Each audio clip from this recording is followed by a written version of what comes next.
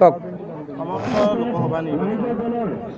চাওক, লোকসভা নিৰ্বাচনত মই অলিয়ে গলিয়ে বাটে পথে সকলোতে গৈছোঁ। মোৰ যিটো নিৰ্বাচনী প্ৰচাৰ কিছু ব্যতিক্ৰম, কাৰণ মোৰ টকা পইচা নাই। মই ডাঙৰ ডাঙৰ পেণ্ডেল পাতি মিটিং এয়া আমাৰ দলীয় কৰ্মীয়ে নিজৰ প্ৰচেষ্টাত কৰিছে। গতিকে মই এজনক এতিয়া গামোচা এইকাৰণে পিন্ধাইছোঁ, মিটিংখন তেওঁৱে পাতিছে। গতিকে মই যিটো মোৰ প্ৰচেষ্টাৰে গৈছোঁ, খুব সুন্দৰ সঁহাৰি পাইছোঁ। ৰাইজক বুজাইছোঁ, মহিলা সমাজক বুজাইছোঁ যে আপোনালোকক অৰুণোদয়ত আবদ্ধ কৰি অৰুণোদয় দিবৰ কাৰণে গোটেই অসমখনত ধাৰত পোত খুৱাব লাগিছে। তাৰমানে বিজেপিয়ে যদি ইমান বিকাশ কৰিলেহেঁতেন তেতিয়াহ'লে ৰাইজক প্ৰলোভিত কৰিবলগীয়া নহ'লেহেঁতেন। বিকাশ হ'লেতো হাত পাতিব লাগে নেকি? গতিকে অৰুণোদয় দিবৰ কাৰণে মানুহক তেওঁলোকৰ পক্ষত ৰাখিবৰ কাৰণে প্ৰতি মাহে শ শ কোটি টকা ধাৰ ল'বলগীয়া অৱস্থা এটালৈ হৈছে। মই মাতৃ সমাজক হাতযোৰ কৰি অনুৰোধ জনাইছোঁ, ভোট কাক দিব সিদ্ধান্ত বেলেগ, কিন্তু আপোনালোকক বিজেপি ভোটাধিকাৰ বনাবলৈ শপত গ্ৰহণ কৰোৱাৰ পৰ্যায়লৈকে লৈ যাবলগীয়া কাৰণে আপোনাৰ গৰ্ভত থকা সন্তানটোকো আজি ধাৰৰ বোজাত লেটিয়াই পেটিয়াই ল'বলগীয়া হৈছে। বুজি পাওক, মাতৃ সমাজে সমাজ গঢ়ে, মাতৃ সমাজে ঘৰখনৰ পৰাই সমাজৰ সংগঠনৰ কাম আৰম্ভ কৰিব লাগিব। সেইকাৰণে মই কৰজোৰে আহ্বান কৰিছোঁ মাতৃ সমাজক, যুৱ প্ৰজন্মই, যুৱ সমাজে আজি তাৰিখত সিদ্ধান্ত লৈছে যে বিজেপিক এবাৰ ভোট নিদিয়ে।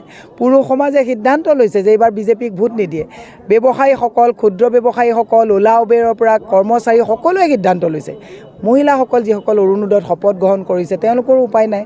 1200 টকাৰ কাৰণে তেওঁলোকেও শপত গ্ৰহণ লৈছে, কিজানি নাপায়। মই কৈছোঁ 1200 টকীয়া যিটো প্ৰচেষ্টা চৰকাৰী সকলো ব্যৱস্থা কণ্টিনিউ চলিব।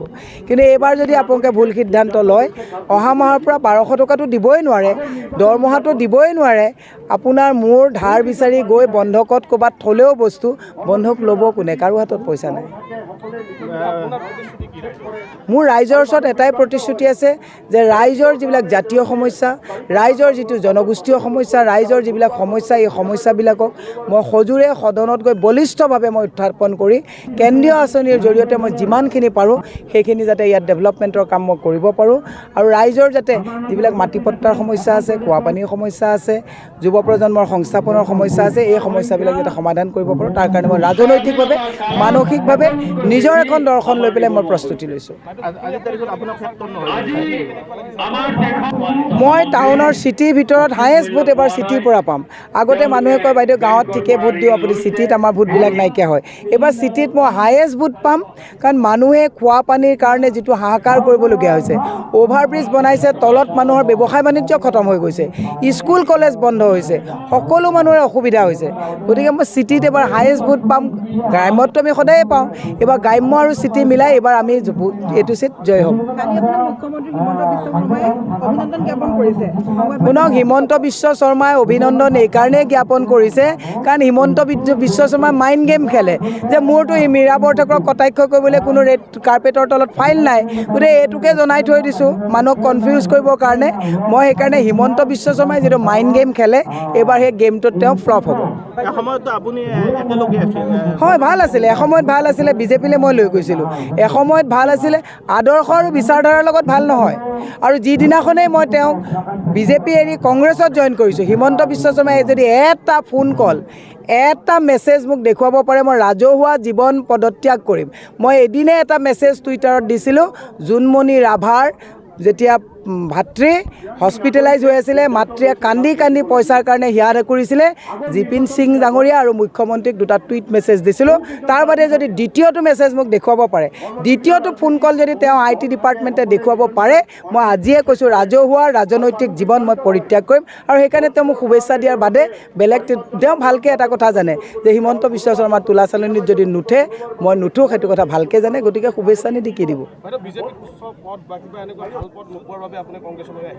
ইতিহাস নাজানে, ইতিহাস নাজানে। বিজেপিত উচ্চ পদতে মই আছিলোঁ। আপোনালোকে শুনক, পদ কিমান ডাঙৰ কথা নহয়। বিজেপিত মই তাত ইলেকশ্যনৰ গোটেই চেণ্ট্ৰেল লিডাৰ মনিটৰিং কমিটিৰ কনভেনৰ আছিলোঁ। যিবিলাক মানুহে আধা কথা জানে তেওঁলোকে কয় যে উচ্চ পদ নোযোৱাৰ কাৰণে গুচি আহিলে। নেজানে যি মানুহে, নেজানা মানুহে অপপ্ৰচাৰ চলায়। যি মোক জানে তেওঁ কেতিয়াও অপপ্ৰচাৰ নচলায়। শুভেচ্ছা জনাইছোঁ। বিজুলী কলিতা এসময়ত মোৰ সহকৰ্মী আছিলে, শুভেচ্ছা জনাইছোঁ। ঈশ্বৰে যদি তেওঁক ভাল কৰে কৰক। মইতো হিংসুকীয়া মানুহ নহয়, মইতো ঈৰ্ষাপৰায়ণ মানুহ নহয়। মই কৈছোঁ তেওঁ খেল খেলিব, মই মোৰ খেল খেলিম। আপোনালোকে যেতিয়া ফুটবল খেলে, দুটা পাৰ্টিয়ে যেতিয়া ফুটবল খেলে তেতিয়াহ'লে ইটোৱে সিটোৱে গ'ল দিবৰ কাৰণে খেলে, ইটোৱে সিটোক গ'ল দিব কাৰণতে ভৰি ভাঙা কথা ভাঙে নেকি? মই তেনেকৈ ভৰি ভাঙা কথা নেখেলোঁ, প্লেয়াৰ দুইটাকে মই সন্মান জনাওঁ। আপোনাক আজি তাৰিখত ফেক্টৰ নহয় বুলি কৈ আছে কোনে? বিজেপি। মই যদি ফেক্টৰে নহওঁ তেতিয়াহ'লে হিমন্ত বিশ্ব শৰ্মাই শুভেচ্ছা দিব লাগে নেকি? মই যে ডিচাইডিং ফেক্টৰ আজি তাৰিখত।